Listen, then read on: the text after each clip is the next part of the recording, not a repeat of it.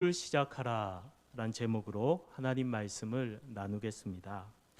한 개그 우먼이 초고도 비만에 되어서 건강 이상이 왔다고 합니다. 그래서 무려 38kg나 되는 몸무게를 감량하고 건강이 회복됐다는 기사를 본 적이 있습니다. 그렇게 건강을 회복하기 위해서 얼마나 노력을 했는지, 아이스크림을 먹고 싶을 때는 그 과일즙을 얼려서 대신 먹고, 밀가루 면이 먹고 싶을 때는 현미국수를 대신 먹고 하면서 아이스크림과 밀가루를 철저히 끊으면서 그렇게 식단 관리를 했다고 합니다. 뿐만 아니라 1, 2, 3 운동, 감각 터치 운동, 제가 이게 뭔지는 잘 모르겠습니다. 이런 여러 가지 운동들을 통해서 건강한 몸을 이렇게 회복해야 했다고 합니다. 그렇습니다. 우리가 건강한 몸을 회복하기 위해서도 끊어야 할 음식들이 있고 시작해야 될 운동들이 있습니다. 이것은 영적인 건강을 지키는 데도 마찬가지입니다. 영적인 건강을 회복하기 위해서도 우리가 끊어야 될 죄들이 있고, 그리고 시작해야 될 거룩한 삶들이 있는 것입니다.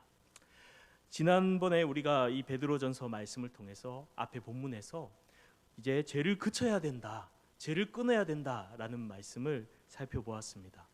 오늘 7절부터 베드로는 거룩한 삶을 구체적으로 시작해야 될 것을 세 가지 항목에 걸쳐서 이야기하고 있습니다. 바로 기도와 사랑과 섬김입니다. 이 세 가지의 거룩한 삶을 시작해야 된다라고 우리에게 권면해주고 있는 것입니다. 오늘 이 세 가지에 대해서 우리가 살펴보고자 합니다. 거룩한 삶을 살아가기 위해서 가장 먼저 해야 될 것은 무엇입니까? 바로 기도인 줄로 믿습니다. 우리 7절 말씀을 보면 이렇게 말씀하고 있습니다. 만물의 마지막이 가까웠으니 그러므로 너희는 정신을 차리고 근신하여 기도하라.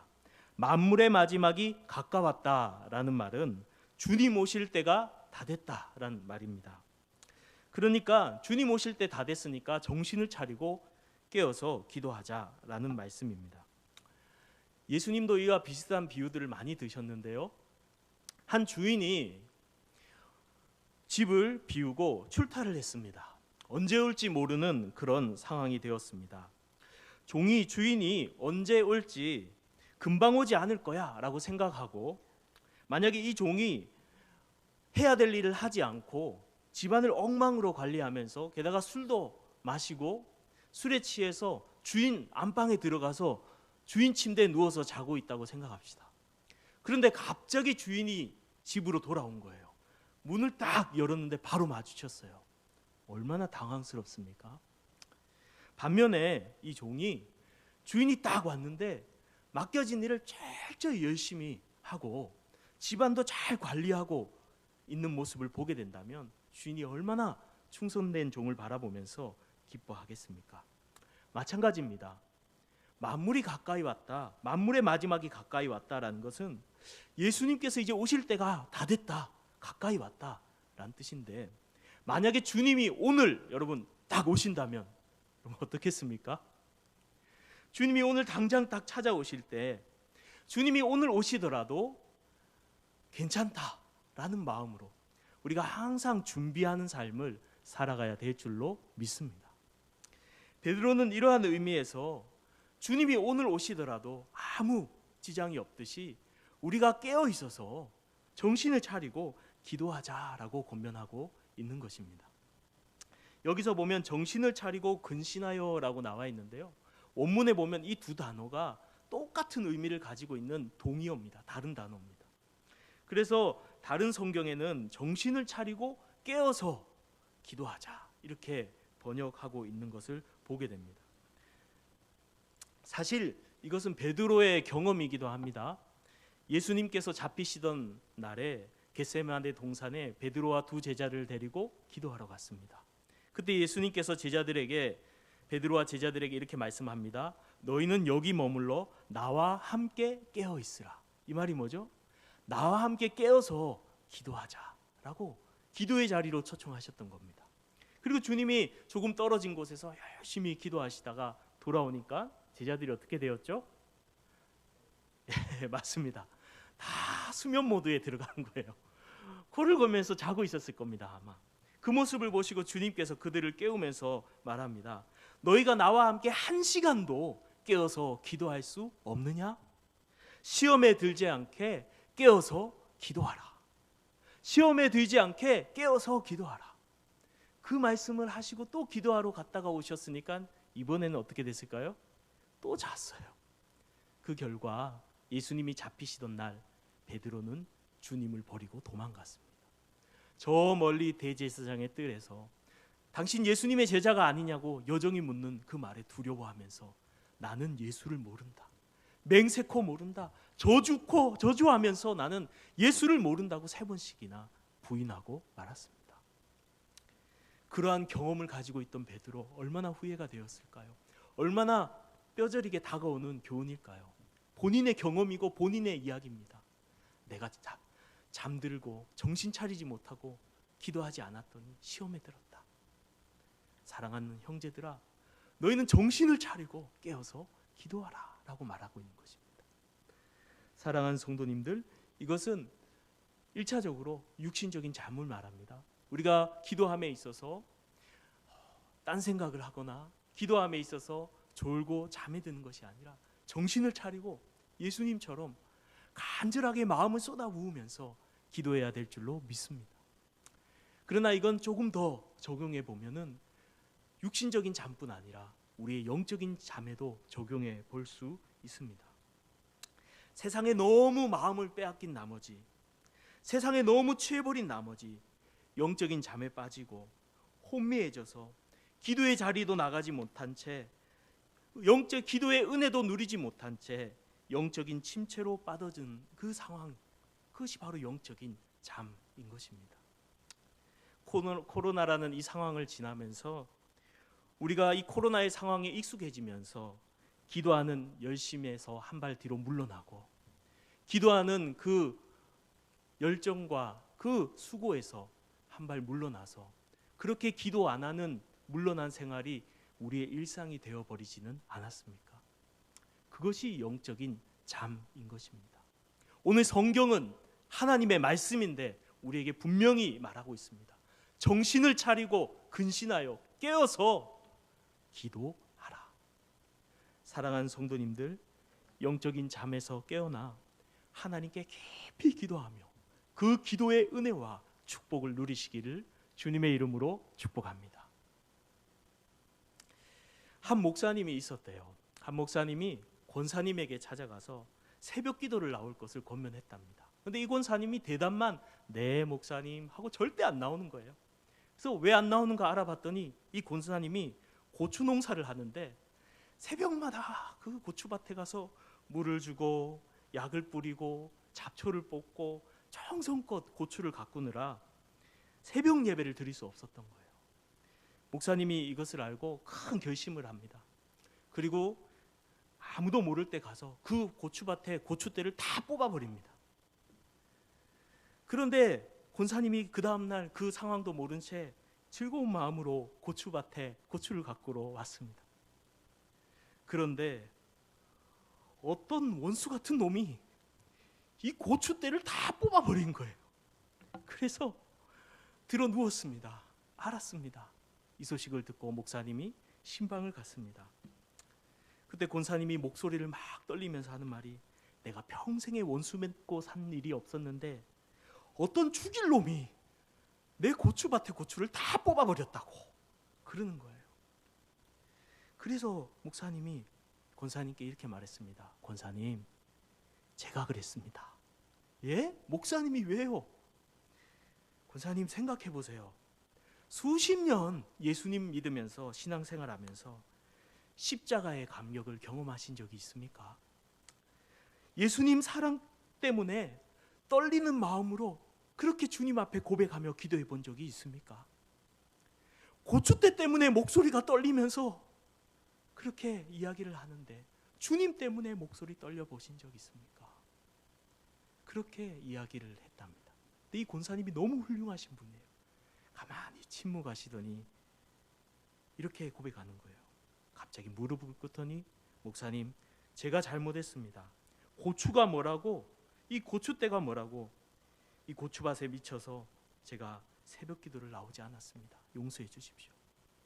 그리고 그 다음 날부터 새벽 기도를 열심히 나왔어요. 근데 놀라운 일이 일어났습니다. 교회 온 지 3개월밖에 안 다닌 초신자가 그 권사님하고 같이 교회를 나오는 거예요. 새벽 기도를. 그래서 목사님이, 아니 성도님 어떻게 이렇게 새벽 기도를 나오시게 됐냐고. 목사님, 그 권사님 옆에 있는 고추밭이 제 밭입니다. 목사님이 다 뽑아버릴까 봐 이 초신자가 새벽 기도에 나왔다는 이야기. 혹시 고추밭이 있으십니까? 사랑하는 성도님들, 우리의 마음을, 기도하는 그 자리를 빼앗는 고추대를 다 뽑아버리시기를 바랍니다. 우리를 하여금 하나님께 마음을 쏟아 기도하지 못하게 하고 영적으로 깨어서 하나님과 신령한 교제와 은혜를 나누지 못하게 하는 그 방해하는 모든 고추대들을 다 뽑아버리시길 바랍니다. 우리의 휴대폰이, 밤늦게까지 보는 그 휴대폰이, 밤늦게까지 보는 TV가 사람을 만나러 다니고 그렇게 친구를 만나러 다니면서 밤늦게까지 잠 못 자게 하는 그 일들이 우리 새벽의 기도의 생활을 방해하는 그 고추밭과 같을지도 모릅니다. 사랑하는 성도님들, 새벽 기도에 나오고 금요 기도에 나오기 위해서는 그만큼 일찍 자야 되고 그만큼 하나님을 위해서 헌신한 삶이 필요합니다. 그렇게 마음을 모아 주님을 섬기고 기도하는 이 은혜로운 일에, 신앙인으로서 가장 값진 이 일에 방해하는 그 요소들이 무엇인가 보시고 그것들을 뽑아내버리고 기도의 자리로 나오시기를 주님의 이름으로 축복합니다. 제가 요즘에 얼마나 감사한지 몰라요. 코로나 때는 딱 그 코로나에도 불구하고 그것을 뚫고 기도하러 나오시는 귀한 성도님들이 있었거든요, 새벽에. 그런데 요즘에는 조금 더 기도하는 성도님들이 늘어나서 새벽에 기도하러 나오시는 모습 보면서 제가 너무 기뻐요. 뒤에서 내가 맨날 세거든요, 이렇게 몇 명은. 주님도 세실 거예요, 이렇게. 사랑하는 성도님들, 너무 잘하고 계십니다. 그런데 혹시 아직도 새벽 기도를 회복하지 못한 채, 기도 생활을 회복하지 못한 채 영적인 잠 가운데 빠져 있는 분이 있다면 고추대를 뽑아버리고 영적인 잠을 깨우고 정신을 차리고 깨어서 기도하는 이 놀라운 기도의 은혜. 여러분, 기도의 자리가 얼마나 좋습니까? 사랑하는 주님을 깊이 만나고 그분의 이름 아버지라고 부르고 주님이 우리에게 응답하시고 만나주시고 임재하시고 성령 충만케 하시고 위로하시는 이 영적인 즐거움, 성도의 최고의 축복 중에 하나인 이 기도의 은혜를 여러분 절대 빼앗기지 마시기를 주님의 이름으로 축복합니다. 다시 기도의 생활을 회복하시기를 바랍니다. 물론 몸이 아파서 정말 상황이 안 돼서 못 오시는 분들도 있지만, 그렇지 않다면 하나님이 주신 건강이 있다면, 시간이 있다면 우리 기도의 자리에 나와서 다시 기도의 불을 뜨겁게 일으키는 우리 성도님들이 되시기를 주님의 이름으로 축복합니다. 두 번째, 거룩한 삶을 위해서 베드로가 권면하는 것은 바로 사랑입니다. 사랑. 우리 8절 말씀을 같이 한번 읽어볼까요? 8절 시작. 무엇보다도 뜨겁게 서로 사랑할지니 사랑은 허다한 죄를 덮느니라. 아멘. 무엇보다도 중요한 것이 있다는 것이죠. 무엇보다도 절대 놓쳐서는 안 되는 것, 그것이 무엇입니까? 뜨겁게 서로 사랑하는 것. 여기서 뜨겁게라는 것은 원어에서 보면 그 어원이 단거리 선수가 100m를 전력 질주하는 것 같은 그 뜨거움, 경주마가 전속력을 향해서 달려가는 그 뜨거움과 열정을 그 표현에서 뜨거움이란 단어가 왔대요. 성도가 서로를 사랑함에 있어서 이렇게 뜨겁게 사랑할 수 있기를 주님의 이름으로 축복합니다. 성냥불처럼 잠깐 탁 불 켜졌다 꺼지는 이런 뜨거움이 아니라, 이 사랑할지라라는 사랑하라는 말은 현재 분사로 쓰였어요. 그것은 계속 하라는 이야기입니다. 뜨겁게 서로 사랑하는 것을 계속해서 우리가 해나가야 될 줄로 믿습니다. 왜 우리가 이렇게 사랑해야 되나요? 하나님께서 우리를 먼저 그렇게 사랑하셨기 때문입니다. 자기의 아들, 가장 소중한, 이 우주보다도 더 소중한 하나밖에 없는 아들 예수 그리스도를 우리에게 주시기까지 하나님은 전부를 쏟아부어서, 자신의 전부를 쏟아부어서 여러분 한 명 한 명을, 우리를 사랑하셨습니다. 뜨겁게 사랑하셨습니다. 우리가 죄인 되었을 때부터, 우리를 아무것도 모르고 죄 지으며 살아가는 어리석은 때부터 하나님은 우리를 사랑하셨고, 우리가 예수님을 처음 만나고 그 사랑에, 첫사랑에 눈물을 흘리며 감격할 때에도 우리를 변함없이 뜨겁게 사랑하셨고, 우리가 신앙생활하면서 침체되고 제대로 하는 말씀에 순종하지 않고 엉망이 되어버린 그때에도 여전히 뜨겁게 우리를 사랑하고 계신 그 주님의 사랑을 여러분 믿으시기를 바랍니다. 하나님의 사랑은 변함이 없는 거예요. 하나님은 처음부터 지금까지, 지금 현재 여러분을 바라보시면서도 여전히 뜨겁게 우리를 사랑하고 계신 분이신 줄 믿습니다. 변함없이 사랑하고 계신 분이신 줄 믿습니다. 여러분이 가장 그 사랑을 이 땅을 살아가면서 뜨겁게 느낀 그 순간에 그 사랑의 뜨거움보다 더 뜨거운 사랑으로 지금도 여러분을 사랑하시는 하나님이심을 믿으시길 바랍니다. 우리가 그렇게 뜨거운 사랑을 받았으니 우리도 서로 뜨겁게 사랑해야 될 줄로 믿습니다. 마지막 때의 특징이 뭐죠? 불법이 성함으로 사랑이 식어지니라. 무관심하게 되고 무정하게 되고 차갑게 되고, 이게 마지막 때의 세상의 모습입니다. 우리의 사랑이 그렇게 식어가면 안 됩니다. 우리가 성도들이 서로 사랑하고 귀하게 여기는 이 뜨거운 사랑, 서로 사랑하라. 주님이 말씀하신 이 말씀, 제 말이 아니라 성경에 기록된 하나님의 말씀인 명령, 뜨겁게 서로 사랑하라. 여러분 뜨겁게 서로 사랑하시기를 바랍니다. 이렇게 뜨겁게 서로 사랑할 때 나타나는 특징이 무엇입니까? 그것은 서로의 잘못과 허물을 덮어준다는 것입니다. 허다한 허물을 이라 할지라도 덮어준다는 것입니다. 여러분 부부가 왜 싸웁니까? 왜 그렇게 하냐고, 똑바로 못하냐고, 서로의 잘못과 그것을, 허물을 드러내고 지적하니까 싸움이 일어나죠. 불화가 일어나죠. 덮어주는 겁니다. 사랑. 교회도 마찬가지입니다. 교회 안에서도 서로의 잘못과 허물, 우리 연약한 사람들이잖아요. 천국은 완전한 사람이 가는 곳이라면 이 땅은 죽어 있는 사람이 머무는 것이고, 교회는 살아났지만 아직 덜 낫은 환자들이 모여 있는 곳입니다.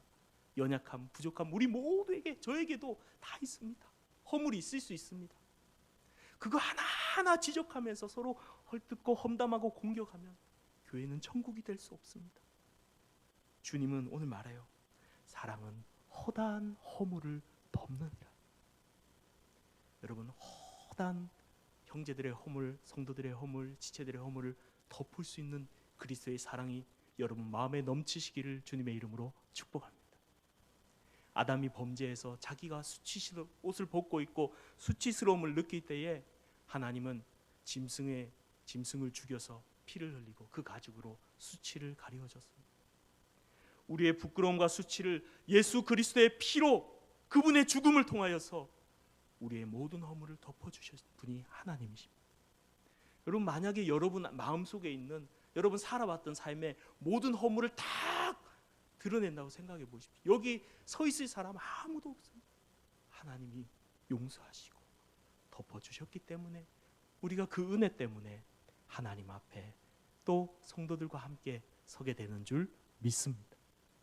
그러므로 서로 뜨겁게 사랑하고 허물을 다 덮어주시기를 주님의 이름으로 축복합니다. 이찬수 목사님이 섬기는 교회에 오랫동안 찬양 사역을 하신 목사님이 있었대요. 너무 훌륭한 목사님인데 이분이 이제 다른 곳에 사역을 나가게 됐다고 합니다. 근데 그 목사님이 간증한 내용을 이찬수 목사님이 이야기하는 걸 제가 들었는데요.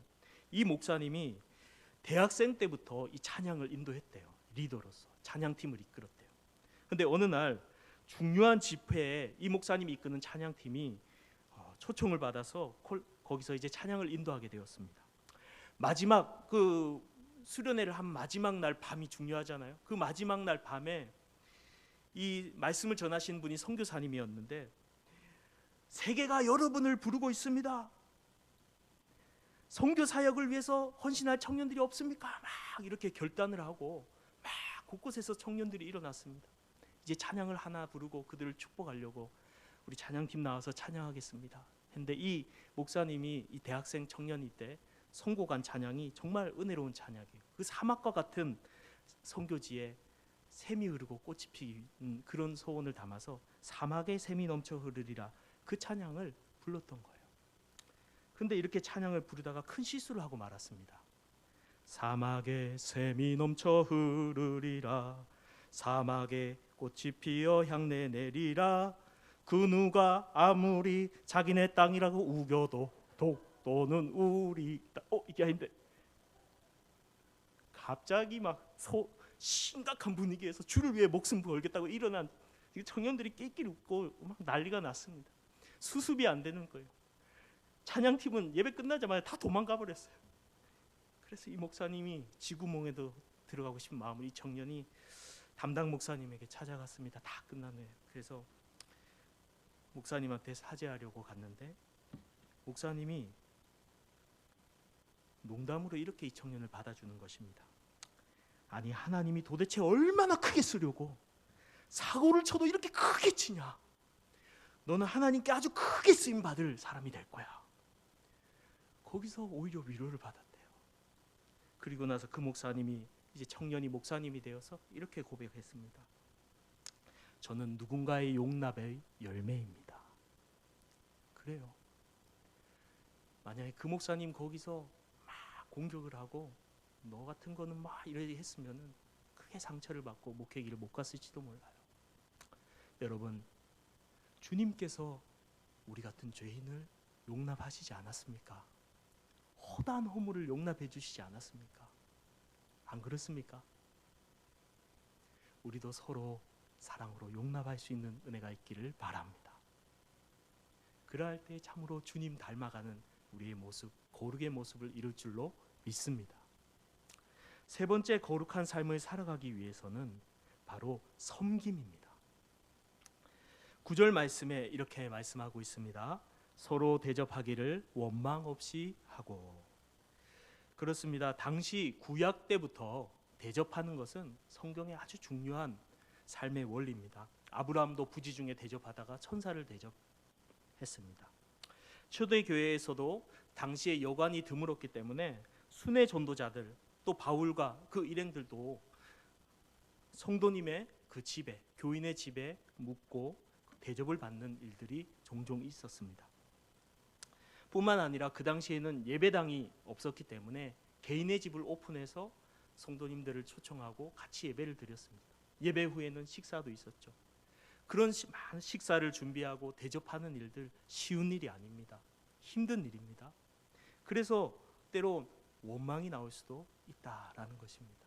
그렇습니다. 우리가 섬기는 일을 할 때에 원망이 나오기 쉬워요. 왜? 나는 이렇게 고생하는데 저 사람은 뭐 하냐고. 이러면서 막 다른 사람과 비교하면서 원망과 불평이 나오기 쉽습니다. 그러나 여러분, 예수님께서 어떻게 우리를 대접했는지 한번 생각해 보시기 바랍니다. 그 이야기는 탕자 이야기에서 너무 잘 나오죠. 아버지의 재산을 탕진한 탕자 아들이 돌아올 때에 아버지가 그래 너는 노예나 해라 이렇게 한 게 아니라 집이 먼 데까지 나와서 매일같이 기다리다가 아들을 보자마자 뛰어가서 냄새 나는 아들을 끌어안고 그 아들을 위해서 살찐 송아지를 잡고 가락지를 끼우고 신을 신기고 새 옷을 입히고 잔치를 베풀었습니다. 아들로 받아줬습니다. 하나님이 그 아들이 누굽니까? 우리잖아요. 우리를 그렇게 하나님이 대접하셨잖아요. 그러므로 우리도 다른 성도들을 대접하기 바랍니다. 아니, 이 대접은 성경에 보면은 소자를 작은 소자에게 물 한 잔 주는 것은 곧 나에게 주는 것이다. 예수님 그렇게 말씀하셨어요. 우리가 다른 사람을 대접하고 섬기는 것은 곧 예수님을 섬기는 것인 줄 믿습니다. 그러므로 여러분 많이 수고한다고 불평하고 원망하지 마십시오. 내가 섬기는 이 섬김을 누가 받으시죠? 예수님이 받으시는 거예요. 사람에게 잘 보이려고 나 봉사 많이 한다 이름 내려고 섬기는 게 아니잖아요. 주님을 섬기고 싶어서 성도를 섬기는 거잖아요. 우리가 주님을 섬기는 마음으로 서로 섬길 때에 우리 가운데 원망은 사라지고 오히려 기쁨이 회복될 줄로 믿습니다.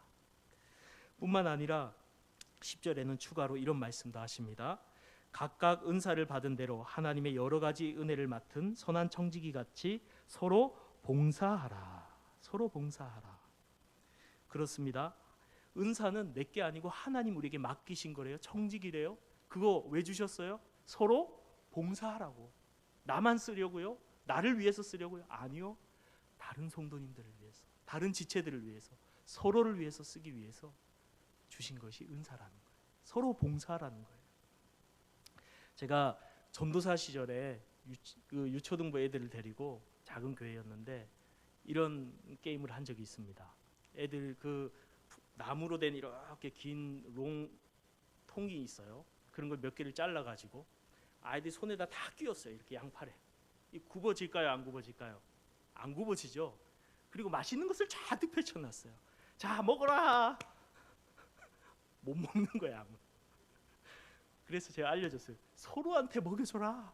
그리고 아이들이 처음에는 막 자기가 못 먹으니까 불만이다가 먹여주니까 재밌거든요. 킥킥거리고 먹여주는 기쁨이 있는 거예요. 자기만을 위해 살았는데 다른 사람을 위해서 봉사하고 섬기는 것에 기쁨이 있더라라는 거죠. 사랑하는 성도님들, 온 가족 예배 때 모습을 보면서 제가 얼마나 감사하고 기뻤는지 몰라요. 우리 아들이 어느 날 집사람한테 그랬대요. 엊그제, 엄마, 엊그제 그 교회 마당에서 잔치한 날 날짜가 어떻게 돼? 왜? 기억해놨다가 내년에 또 그날 가려고. 너무 좋았대요. 너무. 성도들이 서로 수고하고 헌신하면서 찬양도 하고 안내도 하고 떡볶이도 하고 슬러시도 하고 팝콘도 튀기고 사진도 찍고 서로 같이 이렇게 교제하면서 헌신하면서 봉사하면서 대접하는 이 모습이 바로 천국의 모습인 줄 믿습니다. 코로나로 인해서 잠시 이런 부분이 많이 위축됐지만 섬겼던 분들만 아니라 모든 성도들이 예수님의 몸의 지체로서 서로를 향해서 이런 아름다운 대접과 봉사와 섬김으로 나아갈 수 있기를 주님의 이름으로 축복합니다. 그런데 이렇게 봉사를 하다가 시험에 들 때가 있잖아요. 사실은 그것을 미리 알고 오늘 성경 본문에 딱 그 해결책을 써놨습니다. 11절 말씀을 읽어드리겠습니다. 만일 누가 말하려면 하나님의 말씀을 하는 것 같이 하고 누가 봉사하려면 하나님이 공급하시는 힘으로 하는 것 같이 하라. 이는 범사에 예수 그리스도로 말미암아 하나님이 영광을 받으시게 하려 함이니 그에게 영광과 권능이 세세에 무궁하도록 있느니라. 아멘. 시험 드는 이유가 뭐죠? 내 힘으로 하려고 하니까. 우리에게 뭐가 있나요? 아니요, 없어요. 설교자도 마찬가지. 내 힘으로 설교하나요? 아니요. 아무리 공부를 하고 아무리 연구를 해도 하나님의 성령께서 붙들어 주시지 않으면 설교할 힘을 얻을 수가 없습니다. 봉사도 마찬가지예요.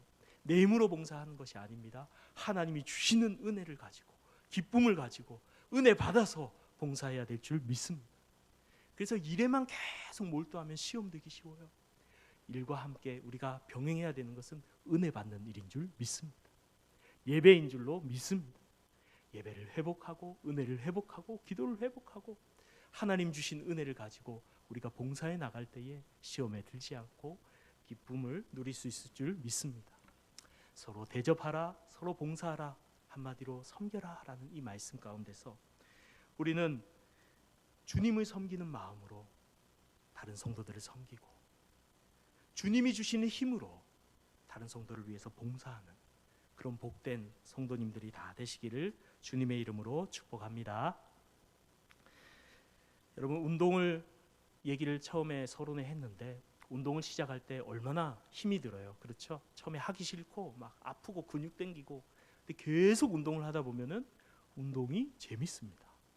운동하고 나면 스트레스도 풀리고 안 하는 날 오히려 더 찌뿌둥하고 막 하고 싶은 마음이 들어요.